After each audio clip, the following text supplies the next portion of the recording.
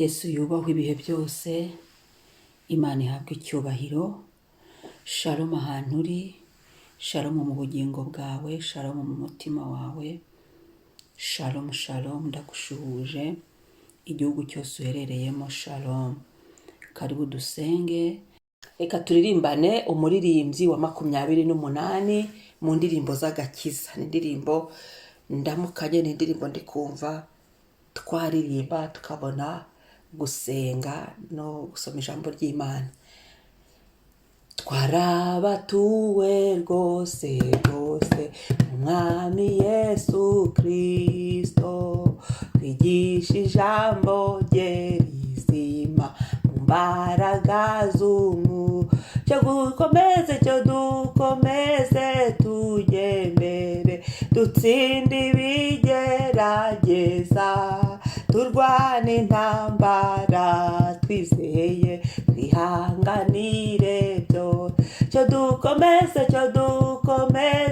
tujye mbere, dutsinde ibigerageza, turwane intambara twizeye, twihanganire byose. Turabasirikare benshi cyane bogejwe mu mara, umwami wacu Yesu Kristo ni nawe muyobo, kubw'imbaraga ze dufite nyinshi, tuzabaho no mu rupfu, dukomeze dushyire mbere, dushimire ihora. Oh haleluya, kubw'imbaraga ze dufite,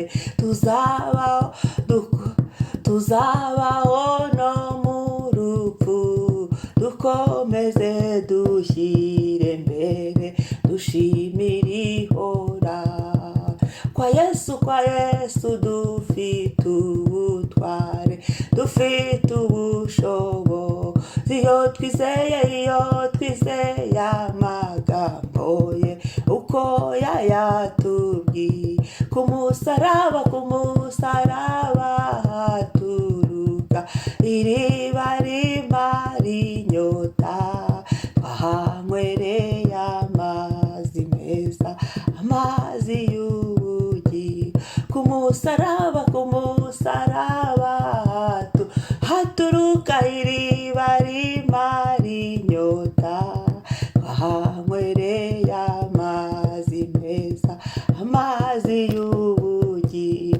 Ngo mu ijuru n'igihugu cyacu cyuzuyemwo amahoro, mu gihe tuzakigeramo, tuzahimbaza Yesu umukiza azahanagura amarira yacu yose, tuzanezererwa igihugu yadusezeranije. umukiza azahanagura amarira yacu yose, tuzanezererwa igihugu yadusezeranije. Umukiza azahanagura amarira yacu yose, tuzanezererwa igihugu yadusezeranije. Amen. Zaburi 125 umurongo wa 3 aravuga ngo, kuko inkoni y'ubutware y'abanyabyaha itazagumya kuba umwandu w'abakiranutsi, kugira ngo abakiranutsi be kuramburira amaboko gukora ibyo gukiranirwa. Uwiteka ugirira abeza ibyiza n'abatunganye mu mitima. Amen. Umurongo wa 3 ngo, kuko inkoni y'ubutware y'abanyabyaha itazagumya kuba umwandu w'abakiranutsi, kugira ngo abakiranutsi be kuramburira amaboko gukora ibyo gukiranirwa. Uwiteka ugirira abeza ibyiza n'abatunganye mu mitima. Amen. Haleluya. Iri jambo riri kumfasha kuva ejo, ngo kuko inkoni y'ubutware, reka nkubwire iki gitondo, kuko inkoni y'ubutware y'abagome itazagumya kuba umwandu kuri wowe wihebeye Imana, kuri wowe wizeye Imana, kuri twebwe twizeye Kristo. Oya, ibyo byabo hari igihe kigera Imana ikavuga ngo se ase itazagumya kuba umwandu ku bakiranutsi.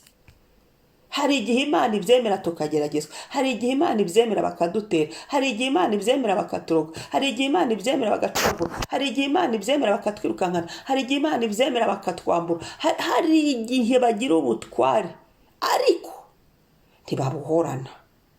Ndagira ngo nguhumurize iki gitondo, wowe ubabaye n'abari kugutera, wowe ubabajwe n'ibiri kugutera, menya ngo handitswe ngo inkoni y'ubutware, ububasha bari bafite, autorite na autorisation bari bafite cyangwa se bahagararagamo, Uwiteka ajya bibambura. Uwiteka ajya avuga ngo no, ngo kuko inkoni y'ubutware y'abanyabyaha itazagumya kuba umwandu w'abakiranutsi. Ngo batugirire nabi, bajagaraze imitima yacu, ngo batwirukankane.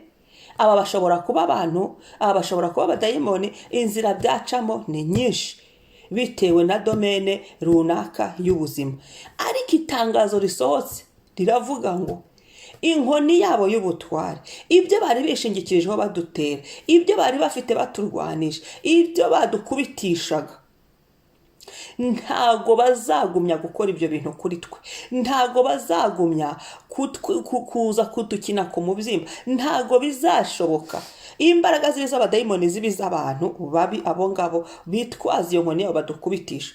Iba inkoni y'umunwa, iba inkoni y'amaboko, iba inkoni y'ibikoresho, iba amacumu, ibiki, uko bimeze kose ntizagumya kuba umwandu ku bakiranutsi, kugira ngo abakiranutsi, umva impamvu Imana iri bubikore, ikabambura ijambo, ikabambura ububasha, ikabambura ibyo badutereshaga, ikabambura impamvu baduteraga, ikabikuraho, ikabifunga, ngo kugira ngo abakiranutsi be kurambura amaboko gukora ibyo gukiranirwa. Bivuze iki? Kugira ngo abakiranutsi batazihorera, batazakora ibyaha nabo bashakisha kwitabara.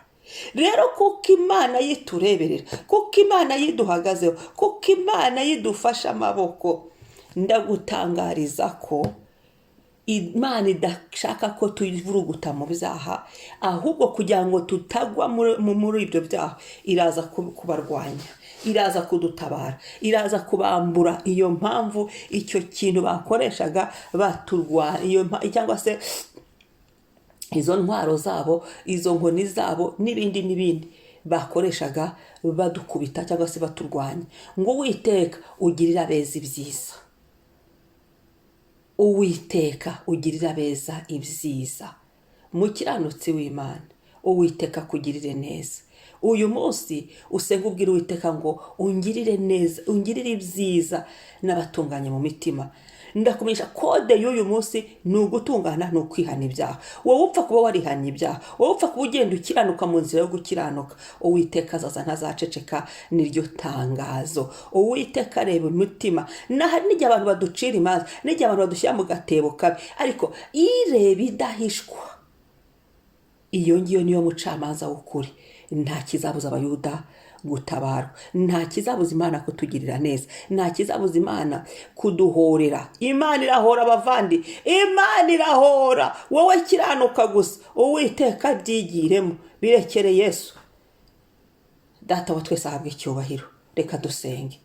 Mana, turagushimiye ko uyu munsi hari ibintu wanze kuri twe, hari ibintu haze kuri twe, hari ibintu wabonye ko bitubabaje, hari ibintu wabonye ko turushye, hari inkoni y'ubutware wabonye abanyabyaha bafashe. Igihe cyo kuyibambura ni iki rero? N'uyu munsi, n'izi saha, turagushimiye.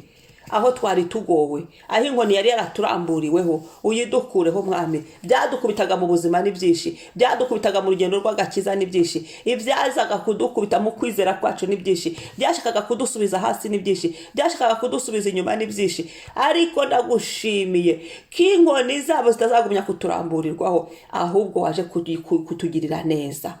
Ndagushimiye Yesu, twakiriye ibyiza waje kudukorera, twakiriye ibyiza watuzaniye, twakiriye ibyiza wagambiriye, twakiriye ibyiza mu masezerano yacu wakoze, twakiriye ibyiza watugeneye, twakiriye ibyiza ushohoje, twakiriye ibyiza Mwami. Ibyari bibi bive mu buzima bwacu, ibyari ibibi bisibangane ku mazina yacu, mu kirere cyacu, ku mwami, mu rugendo rwacu rw'agakiza n'urugendo rwacu rw'ubuzima.